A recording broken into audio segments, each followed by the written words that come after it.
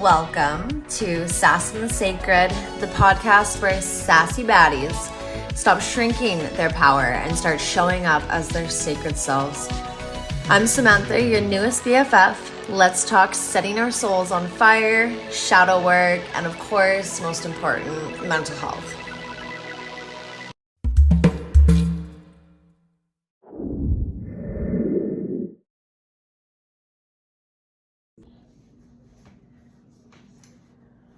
Welcome back, besties, to episode 4 of Sass and the Sacred. And this episode, we're going to be talking about a couple different things, actually. But the first thing that I wanted to touch base on with you was just a little discussion about the skincare line that I'm going to be offering and what is going to be in that.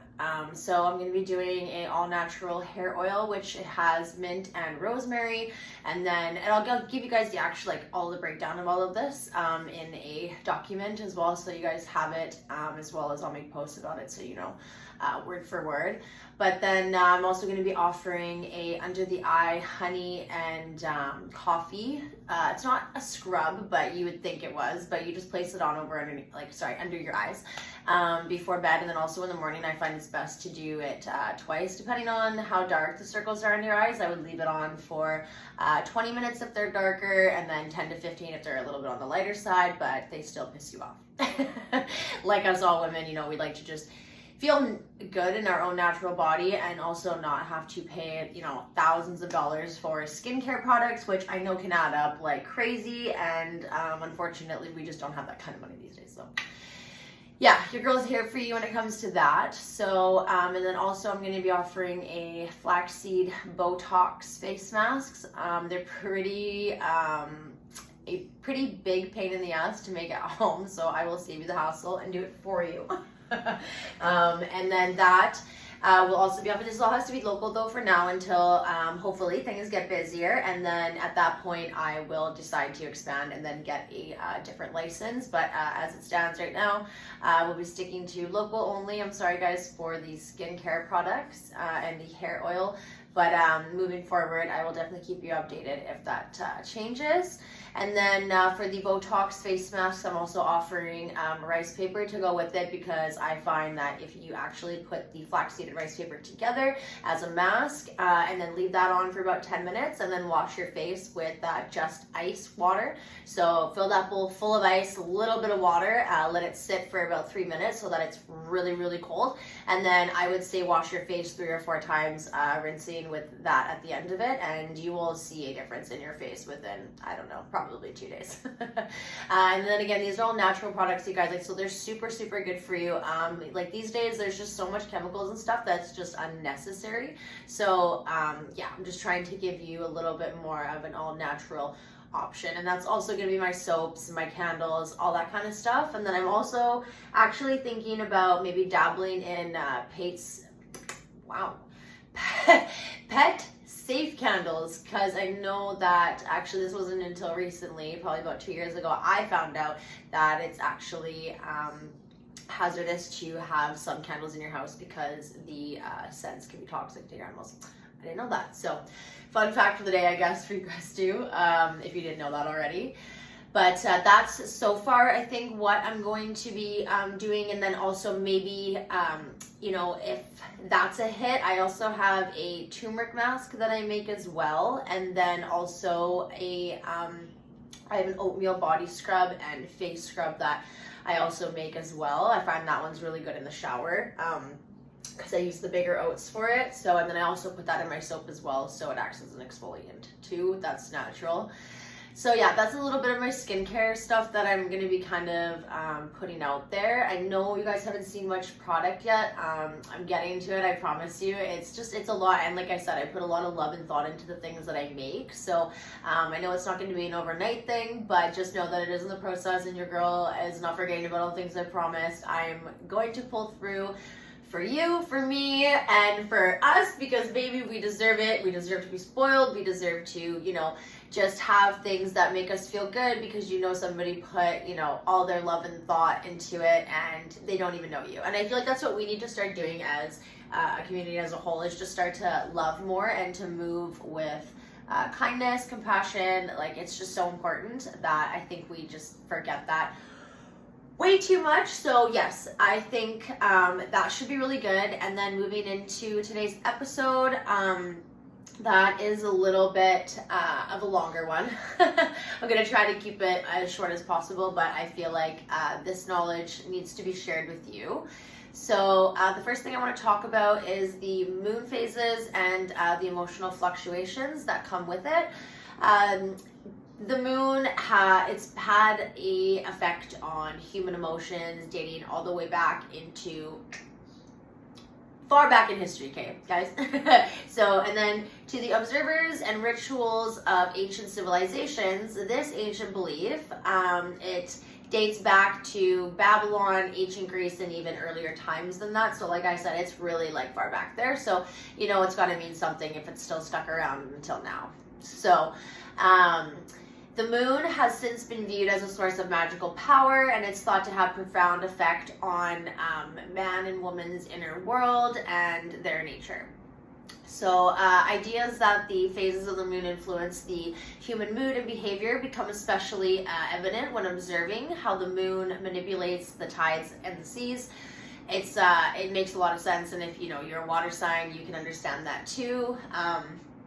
And therefore, the moon effects on these water bodies can be felt on humans in a similar way, right? So, like I said, we move with the tides. Our emotions are like tides. It's, you know, one day's better, calm, and then the next day can be an absolute shit show storm. But, you know, it's how you carry yourself through these, you know, points in your life. And just know that, honestly, every experience, bad, good, it all is going to teach you something. And when you can learn to let your observer, that's what I call it, take over, it's like totally game changing. So you just, you know, in that moment you think to yourself like, okay, do I really need to react to this? Do I need to like give it, you know, my energy and let it drain me? Is it something that's going to be good for me? You know, and if you can start to let that make more of the decisions for you, you're letting your soul guide you rather than, you know, your emotions. And that is a huge step in anybody's life. If you can master that, you can really, really connect on yourself, connect with yourself on a way deeper level. And this is coming from somebody who, you guys, like I partied, I've, you know, had my struggles with addiction. I have lost everything and had everything, you know, you've been happy and I've been really, really fucking sad. So but what's kept me going and has gotten me to a point where I came out the other side was always telling myself that what I was going through was not because the world or the universe hated me. It was because that's what our contract is. We come here to learn. That is literally what we're here for, by our own free will. So that's why we forget, right? That's the veil of forgetting. So when you forget these things, you have the free will to make choices and decisions, whether or not it's gonna, you know, those are gonna lead you to being a person of good principle and value, or are you going to go the other route and, you know, become a raging psychopath murderer? Like, it's just, it's you never know, but it's how strong you are as a person, and how you let those negative, you know, things in life affect you to the point where you know, can't get back up again. And I know it's easier said than done, especially when you have people supporting you. I find that, you know, if you don't have support, it's really hard. Like, I probably never would have gotten over my addictions, my, you know, my self-hate, if I didn't have, you know, the one or two people around me that loved me. My mom and me have a really good relationship. So, like, you know, I had people that were standing behind me and in my corner, and I can only imagine what it feels like to have nobody in your corner saying that you deserve to be here and that, you know, you're a special person. And I just, yeah, like, it really breaks my heart. So I'm hoping that I can be somebody that people can feel, you know, just warm around. Like, when they see me, you know, it just calms them. Like, this is what I'm trying to, you know, do for people. I want to heal and I want to help people grow into the people that they are and are meant to be, but because other people, you know, made them shrink and tell them that their emotions were too much or that they're just too much. It's really, really sad to see people lose sight of just how great they are because of other people's shitty opinions. So just a little reminder to not let people get to you. I know it's easier, like I said, than done in most cases, but fuck them. Straight up. And you will get to a point in life where, I mean, I hope for you that you do. I'm not saying that everybody does, but it's just not worth it. Trust me, you at the end of the day are your own best friend. You are, you know, the only person that's ever going to be there for you. So truthfully, that's why it's so important to love yourself and love where you're going and how you're getting there, right? It's always the journey, and I never really got that until, you know, recently when I had my spiritual awakening. And guys, I need to tell you something at the end of this video that's gonna, okay, so please stick around to watch the rest of this, because I'm telling you, this shit was crazy. So yeah, okay. Stick around, because yeah, it's nuts, and if it resonates with me, maybe it's gonna resonate with you too, and maybe open up some doors for you that it has for me. And I was bawling, like it was crazy, you guys. So yeah, I'm excited to share that with you. And to get back into our little discussion, because I got a little off topic there. I'm so sorry. I do that a lot. But it's okay, we're here to have fun and chill and just talk about the stars, so it's okay. So ideas that even today, many cultures and belief systems, they continue these ancient traditions with rituals in which the full moon represents energetic highs and the new moon represents the new beginnings. And therefore, the belief that the moon influences emotional fluctuations remains one of the most enduring and universal themes in human history. I mean, I can understand why. Like, it is so cool to see how connected we are with the stars. Like, it's beautiful. Like, I truly think it's amazing how we are so divinely intertwined into like nature. Like, you can't tell me that you don't go out into the woods or wherever the fuck you go that's outside and tell me that you don't get like this it's like an overwhelming feeling of like your home, because I know I sure do. Like, I sometimes just go and hug a tree for fuck's sakes, because like it feels good. And like, I don't care if people look at me like I'm stupid. Like, I'm sorry, if you I'll be like, shut up, motherfucker, and come hug the tree. Okay? Then we'll see who's talking shit. Okay? So yeah, I'm just telling you, don't give a shit what anybody thinks. Like, just do you and live your life, because it is so short, and you're gonna blink and it's gonna be, you know, do I have regrets? And do you don't want to have the answer? Yes. So zodiac signs at the new moon and also the full moon. So I'm going to go through this with you guys real quick, just to give you a little bit more insight on the signs personally, because I know that we all like to know what's going on based on our personal zodiacs. So these celestial events affect each and every sign differently. And the moon are phases that affect us the most emotionally. So Aries, new moon. The new moon is often a time for new beginnings and bold steps. It is an excellent time to start or lead your own projects. So get that shit done, baby. I believe in you. And then for the full moon for Aries, it brings to the front the work that needs to be done or like completed, and the tensions in relationship for Aries, which, because they're so hot-headed, it can be a very reoccurring thing, but you know, they mean well and they are just very passionate about what they do. So emotional outbursts may occur and in this period, so it is important to keep you know, their restrictions under control. So remember that for the new moons and full moons, Aries. All right, and then now we're going to go into Taurus, which is the new moon for Tauruses. Is a time to look for new ways to increase your financial security and your emotional comfort. I don't know, I have a hard time talking today, y'all. Sorry. And then this is an ideal time also for you to review your financial plans for the future. Let's see. the full moon is a time for Taurus to elevate what they have and to get rid of unnecessary burdens. I think we all need to do that, but especially for Taurus when it comes to their full moons. They also may face imbalances in relationships and financial situations. So like rituals and stuff, guys, like the kits I'm going to be offering, these are going to be really good to, you know, help in moments like that, just to give a little bit of positive energy out into the universe.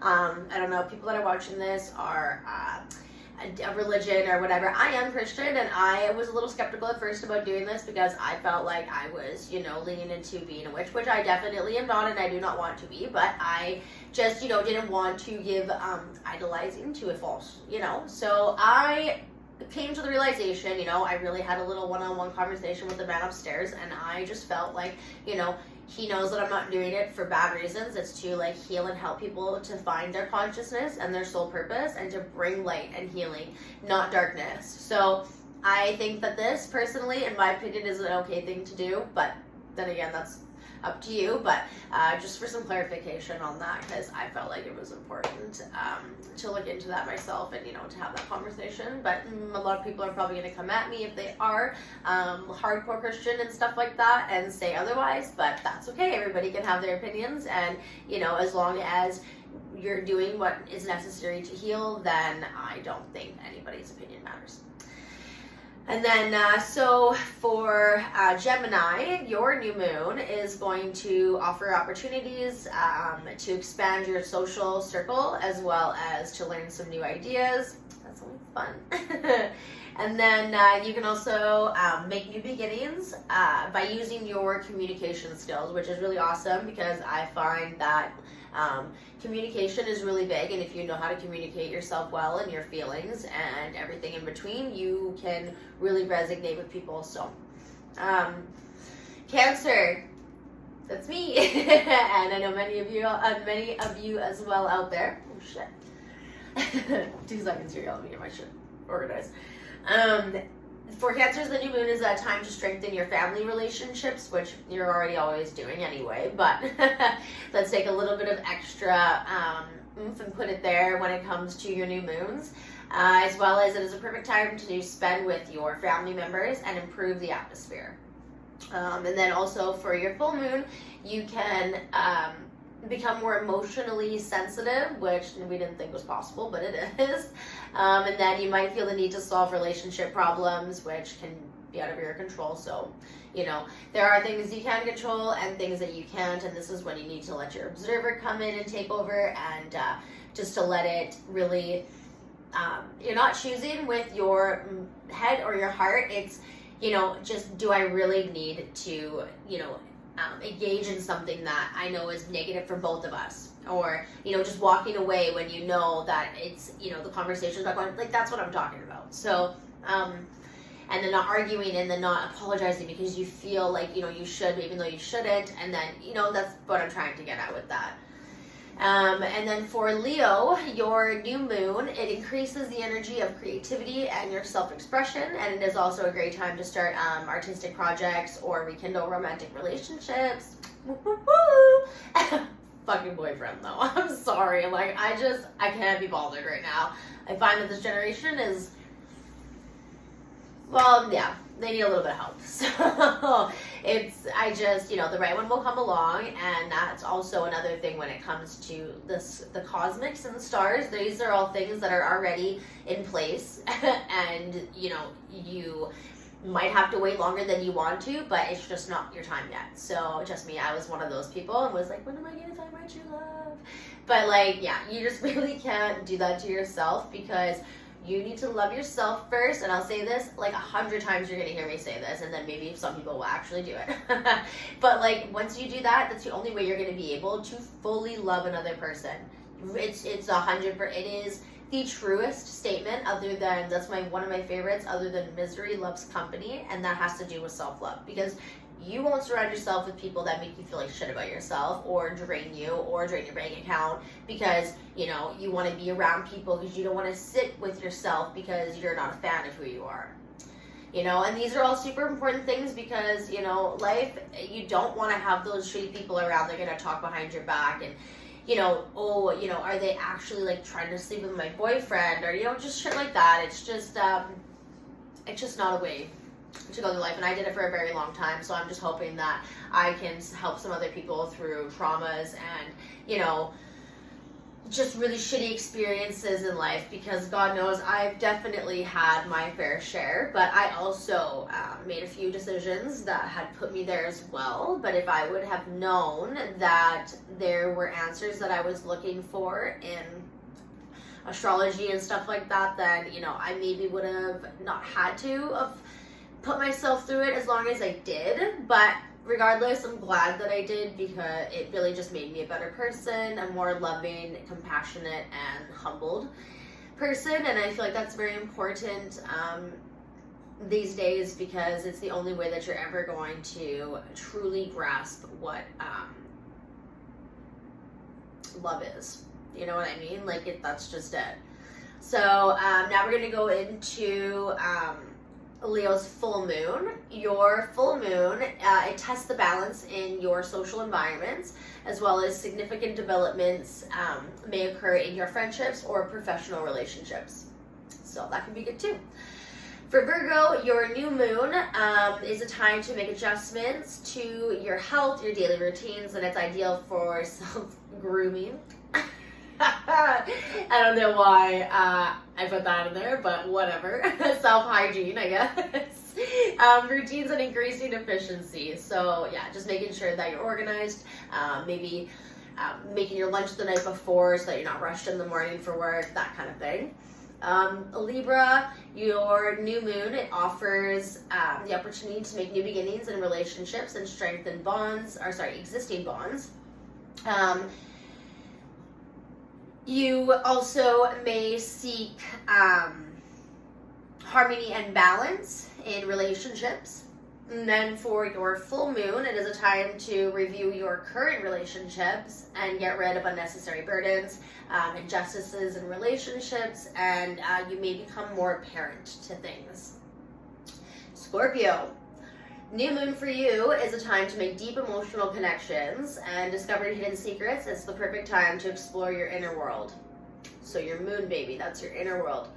And then, yeah, I'm going to tell you at the end of this episode what we're going to be talking about next one. So I'm excited for you guys to see what I got in store for you next time too. Your full moon, Scorpio, it can bring passions and deep emotions such as jealousy to the surface, and it may be necessary to reevaluate the power dynamics in relationships.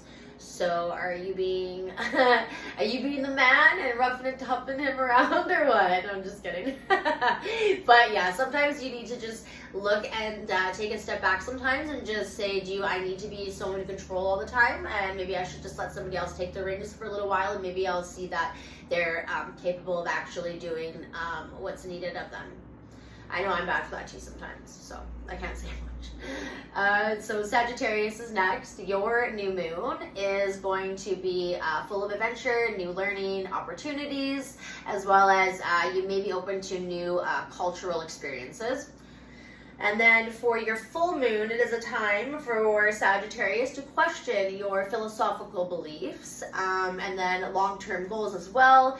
Issues related to higher education or foreign travel may come to the surface, so just something to keep in mind for your full moon, Sagittarius. And then next, we're going to be going into Capricorn. Your new moon is a time to focus on career goals and strengthen your professional image, as well as it is a suitable time for business and career initiatives. Full moon, it may cause Capricorn's increase to evaluate their work life balance, as well as career obligations may outweigh emotional needs in this time as well. Aquarius, pardon me, y'all. The new moon is a special time for social change, as well as initiating innovative projects, and that you may want to take an active role in the community as like volunteering or something like that.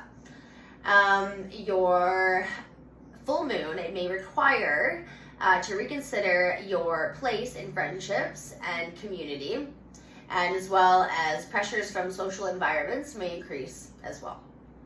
Pisces, for your new moon, it is a time to start new projects related to spiritual and creativity, as well as you may have the opportunity to balance career obligations, as well as the period of emotional, let's start this over. Okay, Pisces new moon, baby. All right, so for Pisces, the new moon, it's the time to start new projects related to spiritual creativity, as well as you may have the opportunity to express your inner world and concentrate on artistic activities. Artistic activities. Oh my God. All right. Anyway, love you guys. I'm sorry. Told you I'm not editing this shit out. I think it's so funny. The full moon in Pisces, it is a period of emotional release and spiritual renewal, as well as you may feel disappointments and need to clear ties from the past. So these are just some things to keep in mind for your moon phases in your new moons and your full moons, you guys. So, and like I said, I will be offering kits, and they won't just be kits. Like, I will be selling individual items. So if you just needed a candle, say you have the kit, but you're missing, the candle, then I can, I'm going to be selling individuals like that, as well as soaps, face stuff, that kind of thing. And then I'm also going to be doing like a monthly bundle where I'm going to be doing a select amount of products, which are going to be, if you bundle, certain ones together, you're going to get so and so off. I don't know if it's discount. I haven't gotten quite there yet, but yeah, I'm going to make sure that we're going to keep this fun and also affordable for everybody to be able to enjoy the experience. Like, I feel like that's really important, and I know we're not all made of money, especially these days with how things are going. So yeah, I just want to be understanding and accommodating. So hopefully we can do some rituals together and get healed, baby. Let's do this. The next thing I wanted to talk about, sorry, that I feel is important. You know what? I think your girl needs to get a drink. Just give me 1 second. All right, boo-boos, I'm back. Okay, so the next topic that I wanted to talk about in today's episode would be the story of Chiron, and that's kind of what I dipped into my last episode. It was just my voiceover one. And I just want to give you a little bit more of like a story background of where this came from back in the day and where it all originated. So Chiron is an asteroid comet hybrid discovered by an astronomer named Charles Noel in 1977. Chiron, classified as a minor planet in astronomy, has become a symbol in the world of astrology as the wounded healer. Chiron is particularly concerned with personal wounds and the process of overcoming these wounds. I can't wait to tell you guys what I found out. Chiron is particularly concerned with personal wounds and process of overcoming these wounds. The position of the Chiron is an astrological chart that shows what a person can do to overcome his spiritual wounds, and this respect plays an important role in personal transformation and the healing process.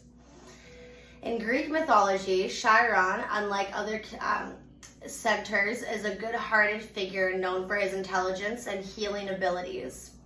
His ability to heal others despite his own wound has led him to be known in astrology as the wounded healer. This mythological context shapes Chiron's interpretation in astrology. Interpretation in astrology. It helps individuals understand the pain and the difficulties they experience and how to cope with these difficulties. The wounds Chiron represents are often deep and they're personal as well, but at the same time, healing these wounds allows an individual to grow and to evolve. In the processes of personal growth and development, Chiron's position shows how people overcome the pain and difficulties they experience and become wiser and stronger in the process. We all know that. You got to go through the fire. This transformation is often linked to Chiron's wounded healer aspect. So as a person understands his or her own wounds and confronts them, he or she may take firmer steps in other areas of he or she's life to improve their environment, and thanks to these lessons learned from these experiences, to have just a much better life experience overall. Mythological story and the origins of Chiron. Chiron is a figure who has an important place in Greek mythology, and is defined as a centaur, half man, half horse. We know what that is. Some of us might not, but I love my Lord of the Rings. So, while centaurs are often seen as wild and uncontrolled beings, Chiron remains outside this perspective. He is described as a very wise and civilized and instructive character. He was trained by Apollo and Artemis. In areas such as hunting, music, medicine, and prophecy. And he passed this knowledge on to many Greek heroes, mythological heroes such as Hercules, Achilles, and Asclepius, I'm not quite sure how to pronounce that one, so pardon me, are among his students that he taught. Chiron's origins are different from those of other centaurs. He was born as the son of Titan Kronos and the nymph Philria. Again, I'm sorry guys, that might not be correct. When Kronos united with, we're just gonna call her Phil. Phil, he took the form of a horse, and from this union, Chiron was born. Therefore, Chiron carries both divine and mortal characteristics. In mythology, Chiron was accidentally wounded by a poison arrow, and this wound never healed. However, this wound that does not heal allows him to be a source of healing for others. His deep understanding and acceptance of his own pain allows him to be a teacher that brings healing to others. Beautiful. This ancient myth, which forms the origin of Chiron's wounded healer image, corresponds to the themes of learning and growing from personal pain into today's psychology. Chiron's healing abilities, individual and then social dimensions. So Chiron's healing abilities symbolize the healing of spiritual and emotional wounds, as well as the treatment of physical wounds. In the mythological stories, Chiron's struggle with a unique wound that is cursed to never heal is seen as a feature that contributes to his healing process. The process of managing and understanding his own pain gave Chiron the ability to better understand the challenges of human nature, as well it enabled him to offer guidance and healing to others. Here, Chiron represents personal transformation. Individuals gain wisdom that they have learned through their own personal experiences and can pass on to others. This process promotes personal as well as collective healing, because Chiron's teachings enable individuals to empathize as well as support each other. In this respect, Chiron has become a symbol of how human spirit can grow and develop in the face of difficulties and pain. You guys, like, I was mind blown when I read this too. Like, I was like, oh, but I still have some crazy shit to tell you at the end, so stick around. So Chiron in the birth chart, I felt like this was important to include in this as well. So which house Chiron passed through at the time of your birth is an indicator that determines your inner wounds and the healing potential, okay? So Chiron's position indicates the difficulties he or she may encounter in certain areas of he or she's life, okay? Therefore, Chiron's birth Chiron's birth on your map, the house in which he falls, is a fundamental step in understanding your personal journey of transformation and healing. Okay, so now let's take a deeper look into the meanings of the Chiron in the houses. Okay, so the natal Chiron in house 1 is, if Chiron is in your house 1 when you were born, your basic need is self-confidence and the power to manage your own destiny. To fulfill your desires as a child, you may have felt blocked. Often you may have the fear of not wanting to be too much.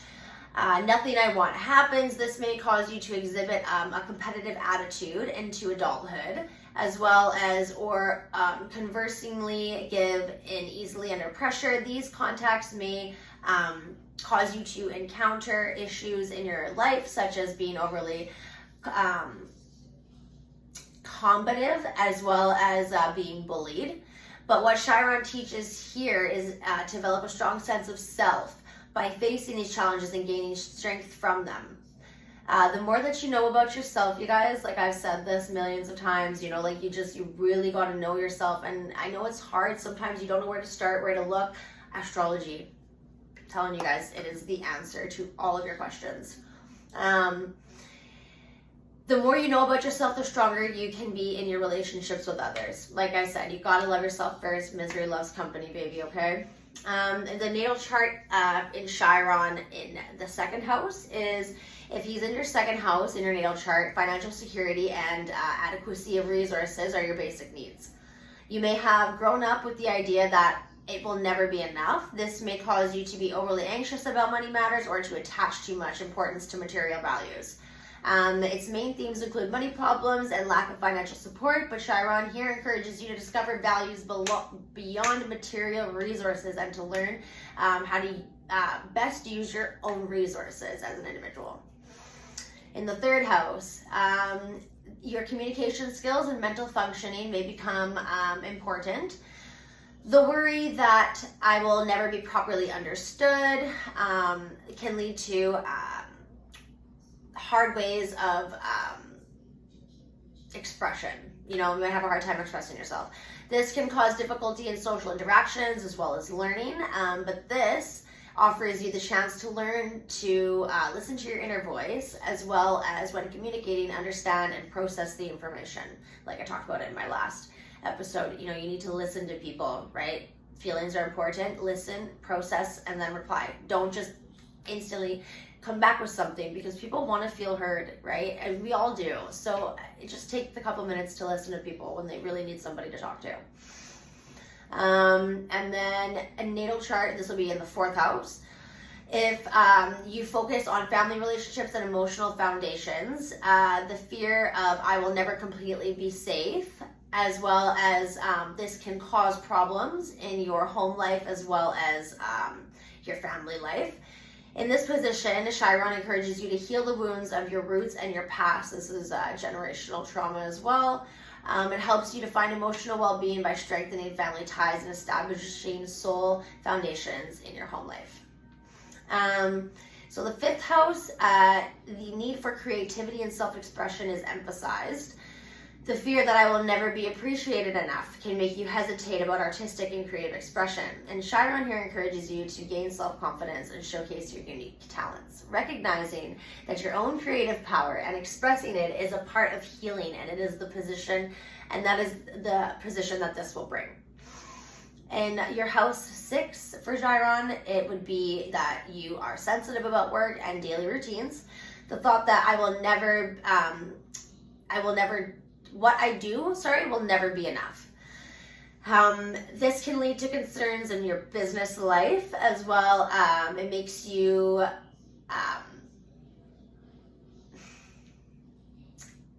have bad health habits, I guess you could say, as well as in this area. Chiron, it guides you to let go of your perfectism, not being so anal about every little detail, learning to be more understanding towards yourself, and then you can experience transformation in your business and your health as well. In the 7th house, your focus, will be on personal relationships and partnerships. The fear that I will never have a functioning relationship, this can cause difficulties in many different partnerships. Chiron is here to support you in finding balance and harmony in these relationships, and you can play a healing role in them as well by approaching each other with mutual understanding and compassion. All right, so for the 8th house, it would be, sorry guys, give me 1 second. If Chiron is in your 8th house, the thought that I will never gain control can challenge you with issues related to your individual power as well as deep psychological processing. Chiron in this position encourages you to dive deeper into transformation and to encourage you to confront your old habits and fears that you need to let go of. Pardon me. During this process, you may need to turn within yourself and to increase your emotional strength as well as your spiritual resilience. I'm just getting to this now in my life. Like it's been, calling at me. I've felt a strong pull towards this over the last, I don't know, probably like 2 years, but I would say like just in the last few months, it was like, okay, I think this is what you need to do. And so in your 9th house, it would be spiritual growth and the search for meaning have an important place in your life. The thought that I will never have full faith can push you into a constant search of philosophical and spiritual beliefs. Chiron in this position encourages you to expand your worldview and learn from different cultural perspectives. This process may occur perhaps through travel or pursuing higher education or engaging in spiritual pursuits. If it's in your 10th house, you're going to wonder, can I ever be truly respected? Then this can make you feel inadequate about your professional life. What Chiron does for you here, is it supports you with the healing of personal wounds regarding leadership and authority, and it helps, and he helps you to gain a respected position in society as well. Sorry guys, I smoked a lot of weed today, so I got mad pasties, I apologize. I should have brought my drink in here, but we're here now, so. You may have the opportunity to recognize your own achievements and talents and then develop self-confidence in that field. If it's in your 11th house, your desire is to establish yourself in groups and circles of friends is emphasized. The fear of that I will never be fully accepted can make you question your social networks and your place in community. Chiron in this position encourages you to celebrate your uniqueness.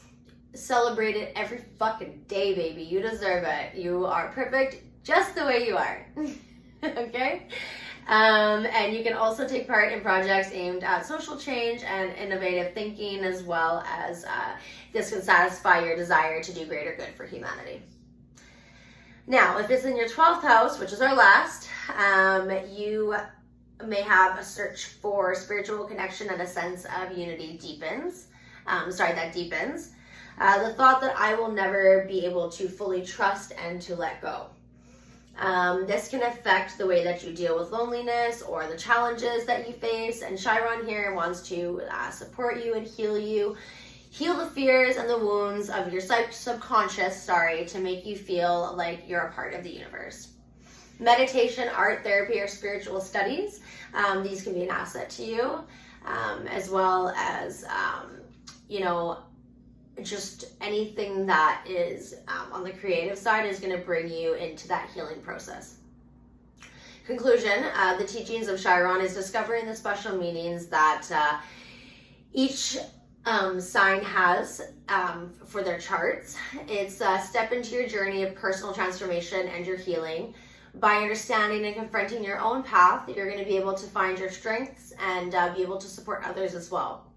Chiron's aspect, known as the wounded healer, supports both personal growth and social healing by healing your own wounds and shedding light on the difficulties experienced by others. Finding your own healing by healing others is truly one of a kind. It is so special, and it's one of his core teachings. By understanding and learning from your own wounds, you can support each other, you guys. It's so beautiful. Like, we're so divine and magical that we can heal people's emotional wounds, and they are the deepest of any wounds you could possibly have, right? So if we can do that, that just shows us just how magical we are as humans,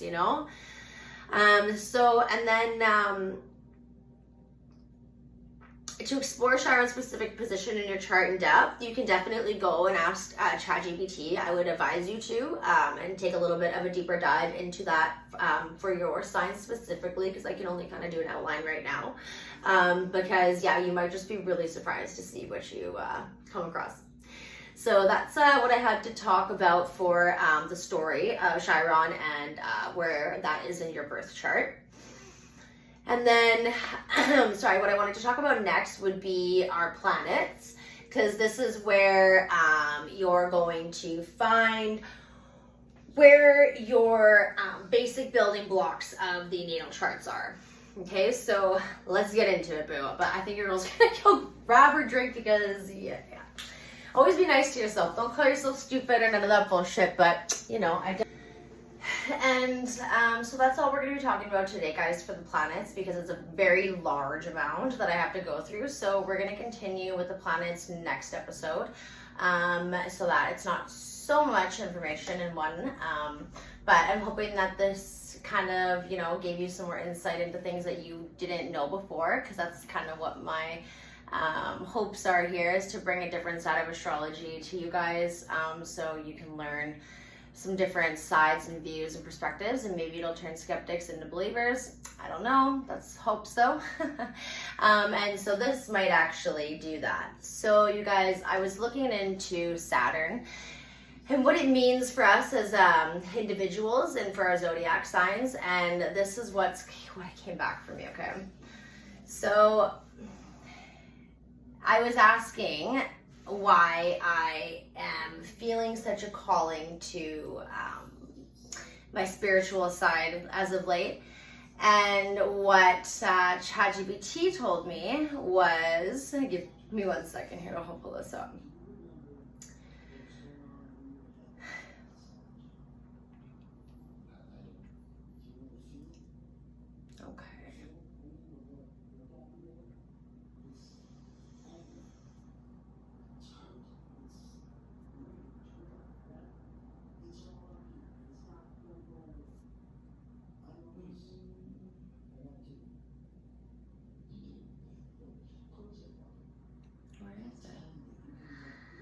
Oh, okay.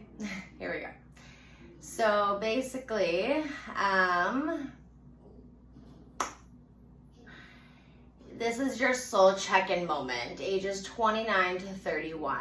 So this is when Saturn is asking me personally, are you honoring your spiritual calling? Are you setting boundaries around your empathy, or are you letting people drain you? Are you aligning your life with service, creativity, and soul work?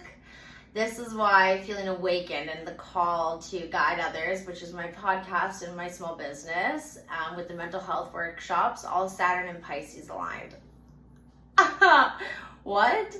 And so Chiron and Virgo, which is me, I'm the core wound. My core wound is never feeling enough. I may feel like I need to prove my worth by fixing, perfecting, or healing everything, especially myself. My healing path is radical self-acceptance and learning that my worth isn't in perfection, but in my presence. And the gift is becoming the wounded healer who helps others through holistic care, self-love, and practical healing. You guys, what the hell-y? Like, are you kidding me? When I read that, I was like, oh my God, my mind was blown. I knew something was like stirring inside me, but yeah, so it was so crazy, and it's like why I feel the way I do. I live in extremes, and my emotions run deep, and my Chiron and Virgo keeps whispering, fix yourself, but the real medicine is realizing who I already am. So this screams healer, guide, soul awakener. Everything I've gone through, my addictions, my heartbreak, my deep shadow work, this is the very fuel that I'm going to use to lead others through their own transformations. So I guess I found my soul purpose, and I couldn't be happier, you guys. So I'm hoping that I can find yours for you too. Thank you for coming by today and spending time with me. Your girl always loves it. I hope you love it here as much as I love having you here. Just remember, stay sassy and keep being the bad bitch that you are, baby, because you're beautiful. Love you.